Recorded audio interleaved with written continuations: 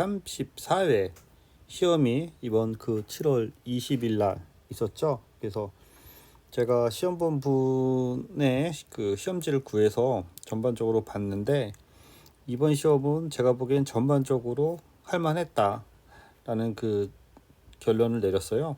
전반적으로 보면 1교시 먼저 보면 통신 스펙트럼 밀도, 이거 항상 공부하는 거죠. PSD, ESD, 도플러 효과, 표본화 이론, 양자와 잡음. 프리엠퍼사이즈, 디엠퍼사이즈는 이제 무선 통신에서 나오는 건데 요즘은 버리는 추세고요. 그 다음에 에너지 효율 이전에 802.3AZ, 이것도 항상 공부하는 거죠. 광섬유 접속 방법, 엠팩, 다시, CM, IPMPLS, 표준 신장 단가, 11번 지중국어가 옥내 각각의 전원선관의 이격거리, 802.3AT의 POE, 이거 가장 기본적인 거죠. LLM을 보완하기 위해 사용하는 RAG, 최근에 제가 예상했던 건데 이게 그대로 시험에 나왔습니다. 그래서 제 카페에서 이렇게 도플러를 이렇게 검색을 하면은 예전에 그 도플러 문제점 극복 방안, 도플러 편의, 그 도플러 지원 확산에 대해서 동영상도 올라놓은 게 있기 때문에 여기서 공부하면 충분히 공부할 수 있었던 거고요. 양자와 잡음 같은 경우에는 너무 많죠. 제가 보기엔 저 양자와 잡음은 그 전에 모의고사도 있었고, 여기 보면 양자와 잡음에서도 별도 얘기 있었고요. 제가 시험 보기 전에 양자와 관련돼서 2024년 7월 16일 날 올린 게 있는데, 미드 트레이드라든지 미드 라이즈에서 양자 건들면서 요 미드 트레이드나 미드 라이드 이런 것들을 좀 같이 건드려 줘야 돼요. 그래야지 좀 더 이제 좋은 점수를 받은 시험이다 라고 볼 수 있고요. 802.3AZ는 이렇게 별도 동영상으로 해서 올려놨기 때문에 이런 거를 보신 분한테는 많이 도움이 됐을 것 같습니다. 그 외에 다시 같은 경우에도 여러 번 언급을 했어요. 정보통신기술사 제가 알기로는 동영상도 별도로 있을 거고, 단답형이라든지 기사 관련돼서도 언급했었고요. 광섬유 접속 방법이라든지 CM에서 물론 언급이 많이 됐고요. 특히 IPMPLS,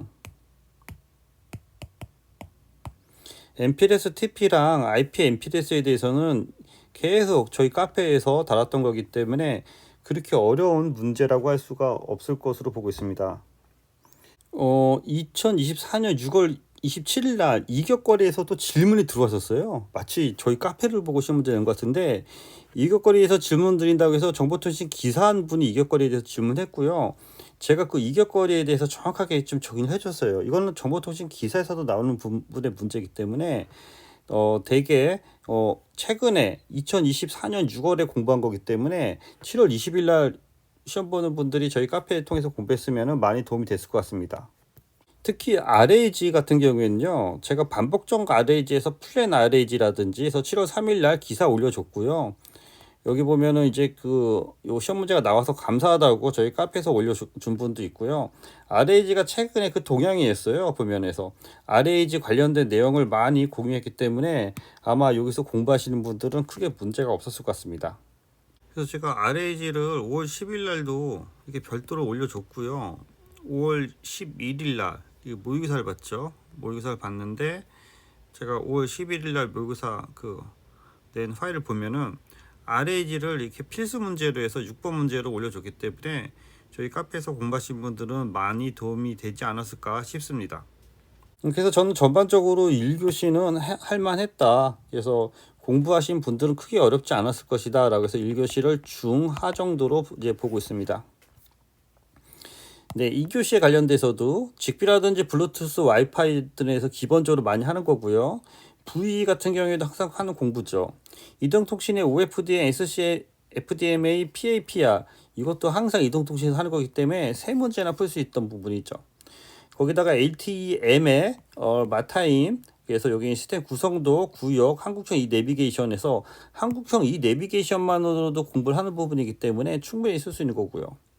지능형 CCTV는 저희가 모의고사를 했던 부분이기 때문에 이것도 크게 문제 어렵고 학원에서도 항상 다루는 거고, 거기서 16주차에 제가 기술사 모의고사를 보면요, 이렇게 지능형 CCTV 여기 보면 필수로 냈네요. 또 서술형으로 해서 지능형 스마트 CCTV 구성, 동작 및 인증 기준에 대해서 설명하시오. 그래서 이런 것들을 충분히 연습을 했습니다. 6번도 설계 업무 프로세서 관련돼서도 다루는 거기 때문에 1번부터 6번에 너무 풀 게 많아요. 그래서 이것도 2교시도 제가 보기에는 중하의 시험이다 로 보고 있고요. 3교시 여기도 설계 변경 종류와 절차에 대해서 감리원 역할에서 감리한 용역업자는 준공 서류 조서를 하자 담보 책임이 종료될 때까지 끝까지 보관하는 거고, 용역업자는 5년간 보관해야 되는 것이죠. 그런 키워드가 필요한 거고요. 감리원의 역할에 대해서 별도로 정리해 주시면 되는 거고요. 저궤도 위성과 휴대 단말기의 통신을 위한 시스템 구성도 기술 고려사항, 이것도 저희 카페에서 계속 다뤘던 거고, 사설 IP 관련돼서 이것도 풀만 하는 거고, UAM도 최근 동향이고, UAM은 저희가 14주차 모의고사 때 다뤘던 문제예요. 그래서 14주차 모의고사 그 내용을 보면은 보시는 바와 같이 여기 그 서술형 1번 문제, 도심항공 모빌리티 UAM 관련 핵심 기술과 국내 KUAM 동향 및 향후 발전 방향에 대해서 기술하시오라고 해서 최근 24년 6월 8일날 다 다뤘던 문제입니다. 초고속 정보통신 건축물에 대한 특등급, 무선 시스템에 대한 요 키워드, 1번부터 6번이 크게 모난 문제가 없기 때문에 4가지를 충분히 골라서 풀 수 있는 시험이다. 그래서 저는 3교시도 중하로 보겠습니다. 제가 보는 중하는 3가지만 혹시 2가지나 3가지만 풀 수 있으면은 되게 이제 중상으로 보는데, 6문제 중에서 어떤 걸 골라서 풀어도 풀 수 있는 시험이기 때문에 제가 보기엔 중하로 보고요. 이번 시험의 특이점은 뭐냐면은 여기 그 3번처럼 이렇게 다양한, 한번 물어봤으면 여러 가지를 묻는 문제, 여기 2교시에도 이게 있었죠. 정보통신 설계에 대해서 4가지를 물어봤고 3번도 3가지를 물어봤죠. 이런 식으로 이제 문제가 다양하게 이제 딥스 있게 들어간다는 거죠. 여기 보면 4교시도 보면은 3번에 3가지, 5번에 이렇게 3가지를 물어봤기 때문에 기본적으로 키워드를 정확하게 써야 된다는 거죠. 무선 통신에 대한 데이터 오류 검출 방식은 제가 요번에 할 때 해밍 코드에 대해서 했기 때문에 오류 검출과 오류 정정, 그래서 해밍 코드에 해밍 디스턴스까지 건져주면 더 좋은 거고요. CRC라든지 FEC라든지 해밍 등등을 정리해 주면 참 좋을 것 같습니다. 그 다음에 클라우드 이동통신 기지국의 등장 배경과 오픈랜은 계속 시험이 나올 거로 예측했던 부분이기 때문에 이번에 나온 거고요.